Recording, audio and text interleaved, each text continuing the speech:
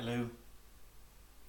It's Friday the 13th of December 2019 and I haven't read to you for a little while, so I thought, Lucy Lou, that I would read to you today.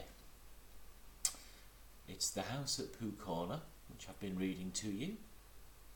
And this is chapter number 6, in which Pooh invents a new game and Eeyore joins in. So, here we go. By the time it came to the edge of the forest, the stream had grown up, so that it was almost a river, and being grown up, it did not run and jump and sparkle along as it used to do when it was younger, but moved more slowly, for it knew now where it was going, and it said to itself, "There is no hurry, we shall get there some day." But all the little streams higher up in the forest went this way and that, quickly, eagerly, having so much to find out before it was too late. There was a broad track, almost as broad as a road, leading to the outland of the forest, but before it could come to the forest, it had to cross this river. So, where it crossed, there was a wooden bridge, almost as broad as a road, and with wooden rails on each side.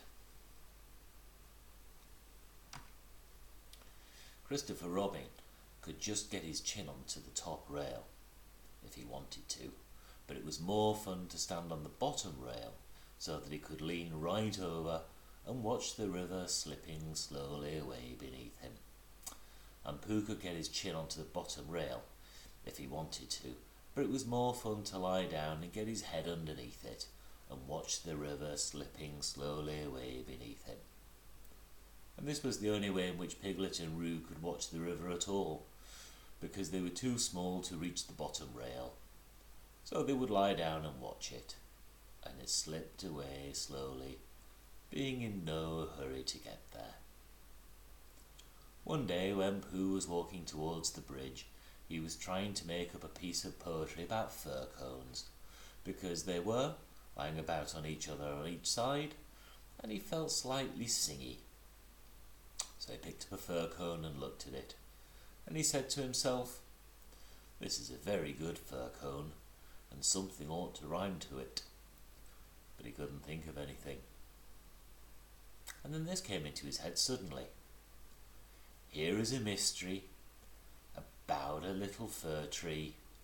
Owl says it's his tree, and Kanga says it's her tree." "Which doesn't make sense," said Pooh, "because Kanga doesn't live in a tree."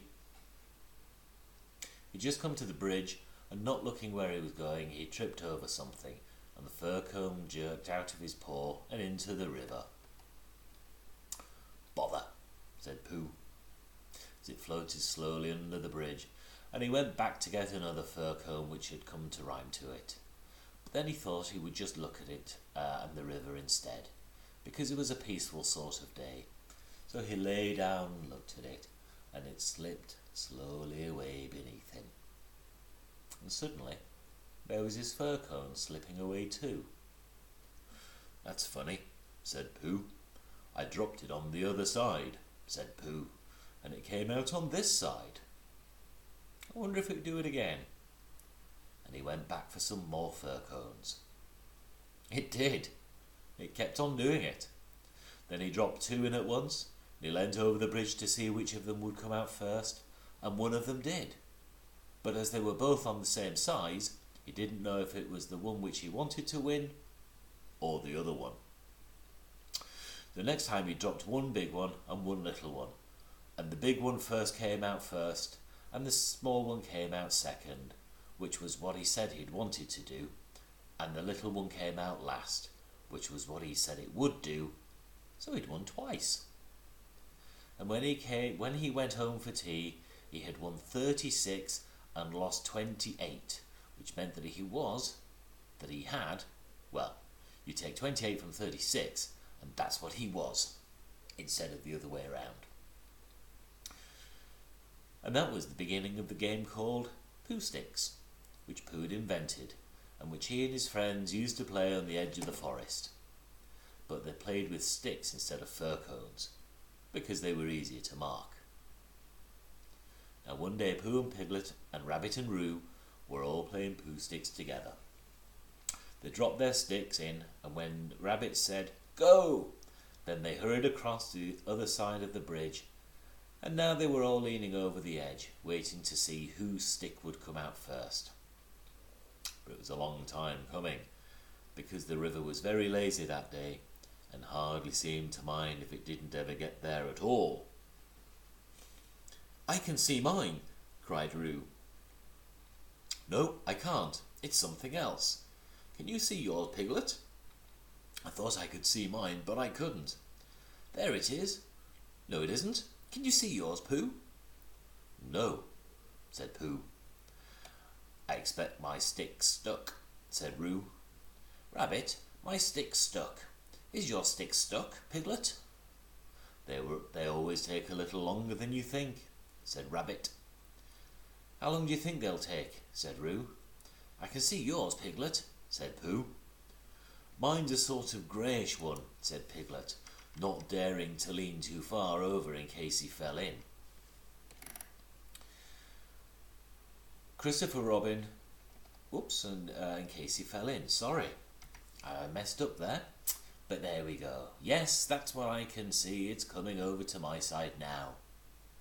Rabbit leant over further than he'd ever looked, looking for his, and Roo wriggled up and down, calling out, "Come on, stick! Stick, stick, stick!" And Piglet got very excited, because he was the only one on which he'd seen, and that meant he was winning. "It's coming," he said. "It's coming." "You sure it's mine?" squeaked Piglet excitedly. "Yes, because it's grey. A big grey one. Here it comes." "A very big grey one." "Oh no, it isn't. It's Eeyore." And out floated Eeyore. "Eeyore!" cried everybody. Looking very calm, very dignified, with his legs in the air, came Eeyore from beneath the bridge.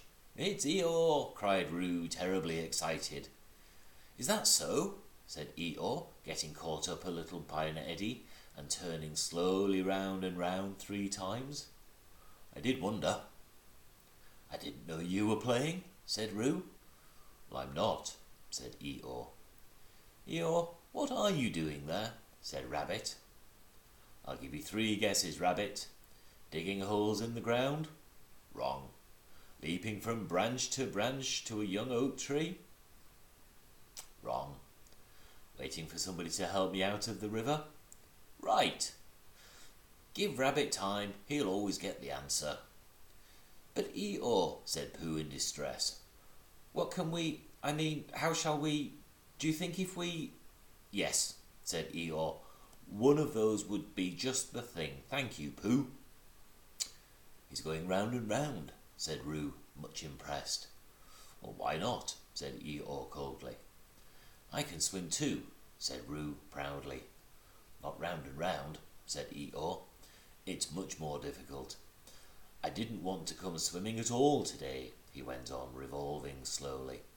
"But when in, I decide to practice a slight circular movement from left to right, or perhaps I should say," he added as he got into another eddy, "from right to left. It's just as it happens to occur to me. It's nobody's business but my own." There was a moment's silence while everybody thought. "I've got a sort of idea," said Pooh at last, "but I don't suppose it's a very good one." "I don't suppose it is either," said Eeyore. "Go on, Pooh," said Rabbit. "Let's have it." "Well, if we threw stones and things into the river on one side of Eeyore, the stones would make waves, and the waves would wash into the other side." "It's a very good idea," said Rabbit, and Pooh looked happy again. "Very," said Eeyore. "When I want to be washed, Pooh, I'll let you know." "Supposing we hit him by mistake," said Piglet anxiously. "Or supposing you missed him by mistake," said Eeyore. "Think of all the possibilities, Piglet, before you settle down to enjoy yourselves." But Pooh had got the biggest stone he could carry and was leaning over the bridge, holding it in his paws. "I'm not throwing it, I'm dropping it, Eeyore," he explained. "And then I can't miss. I mean, I can't hit you. Could you stop turning around for a moment, because it muddles me rather?" "No," said Eeyore. "I like turning around." Rabbit began to feel that it was time he took command. "Now, Pooh," he said, "when I say now, you can drop it. Eeyore, when I say now, Pooh will drop his stone." "Thank you very much, Rabbit, but I expect I shall know. Are you ready, Pooh? Piglet, give Pooh a little more room. Get back there, Roo. Are you ready?" "No," said Eeyore.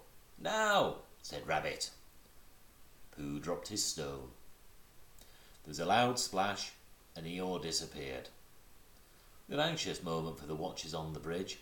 They looked and they looked, and even the sight of Piglet's stick coming out in front of Rabbit's didn't cheer them up much, as you would have expected it to have done.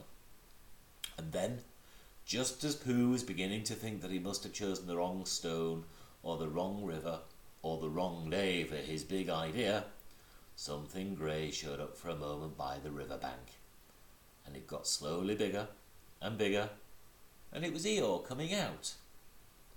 With a shout they rushed off to the bridge and pushed him and pulled at him, and soon he was standing amongst them on the dry land. "Oh, Eeyore, you are wet," said Piglet, feeling him. Eeyore shook himself, and he asked somebody to explain to Piglet what happens when you'd been inside a river for quite a long time. "Well done, Pooh," said Rabbit kindly. "That was a good idea of yours." "Was it?" asked Eeyore. "Hooshing you to the bank like that?" "Hooshing me?" said Eeyore in surprise. "Hooshing me? You didn't think I was hooshed, did you? I dived. Pooh dropped a large stone on me, so I was not to be struck heavily on the chest. I dived and swam to the bank."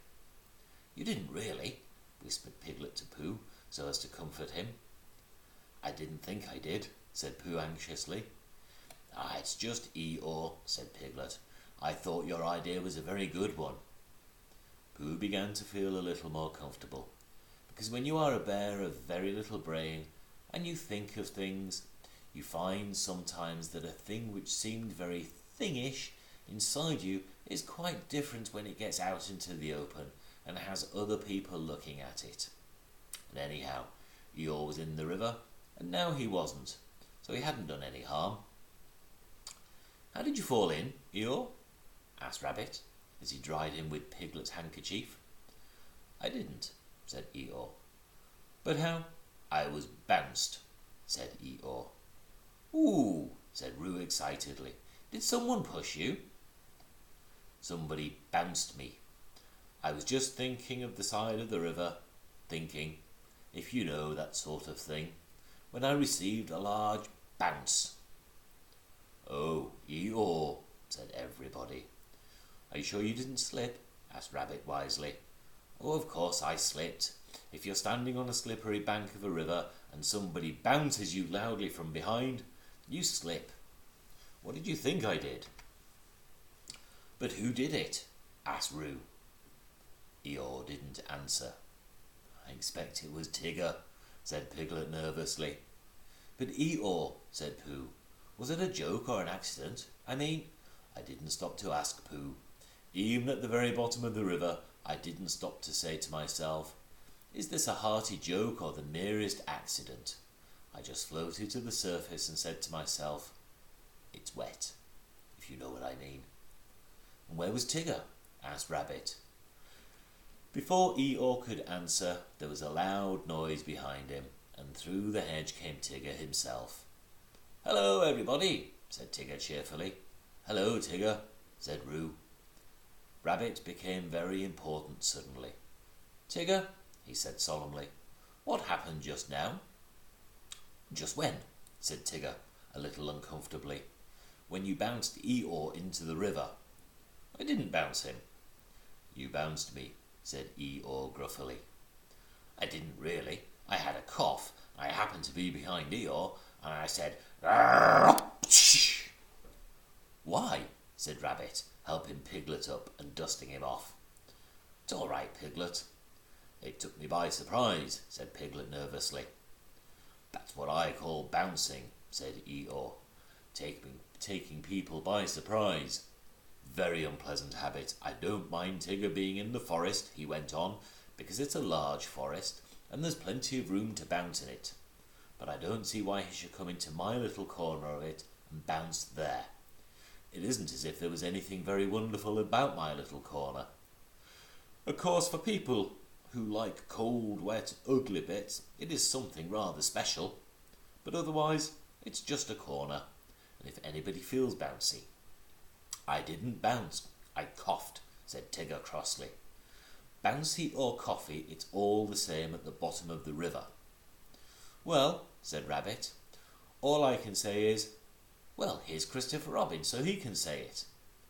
Christopher Robin came down from the forest to the bridge, feeling all sunny and careless, as if just twice 19 it didn't matter a bit, and it didn't on such a happy afternoon, and he thought that if he stood at the bottom of the rail of the bridge and leant over and watched the river slipping by slowly, then he would suddenly know everything that there was to be known, and he will be able to tell Pooh, who wasn't quite sure about some of it. But when he got to the bridge and saw all the animals there, then he knew that it was some kind of afternoon, but the other kind when you wanted to do something. It's like this, Christopher Robin, began Rabbit. Tigger? No, I didn't, said Tigger. Well, anyhow, there I was, said Eeyore. But I don't think he meant to, said Pooh. He's just as bouncy, said Piglet, and he can't help it. Try bouncing me, Tigger, said Roo eagerly. Eeyore, Tigger's going to try me. Piglet, do you think? Yes, yes, yes, said Rabbit. We don't all want to speak at once. The point is, what does Christopher Robin think about it? All I did was cough, said Tigger. He bounced, said Eeyore. Well, I sort of offed, said Tigger. Hush, said Rabbit, holding up his paw at what Christopher Robin thinking about it all. But that's the point. Well, said Christopher Robin, not quite sure what it was all about. I think. Yes, said everybody. But who did it? I think we're all about to play Pooh Sticks. And so they did. And Eeyore, who had never played it before, won more times than anybody else. And Roo fell in twice, the first time by accident and the second time on purpose, because he suddenly saw Kanga coming from the forest and he knew he'd have to go to bed anyhow. So then Rabbit said he'd go with them, and Tigger and Eeyore went off together, because Eeyore wanted to tell Tigger how to win at Pooh Sticks, which you do by letting your stick drop into a twitchy sort of way, if you understand what I mean, Tigger. And Christopher Robin and Pooh and Piglet were left on the bridge by themselves. For a long time they looked at the river beneath them, saying nothing, and the river said nothing too, for it felt very quiet and peaceful on this sunny afternoon. Tigger is all right, really, said Piglet lazily. Oh, of course he is, said Christopher Robin. Everybody is, really, said Pooh. That's what I think. But I don't suppose I'm right, he said. Oh, of course you are, said Christopher Robin. Lucy, darling, Daddy loves you, Daddy misses you, and Daddy wishes we could all be together.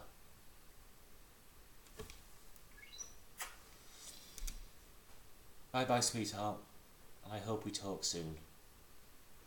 I really do. I love you. Bye-bye, Lucy.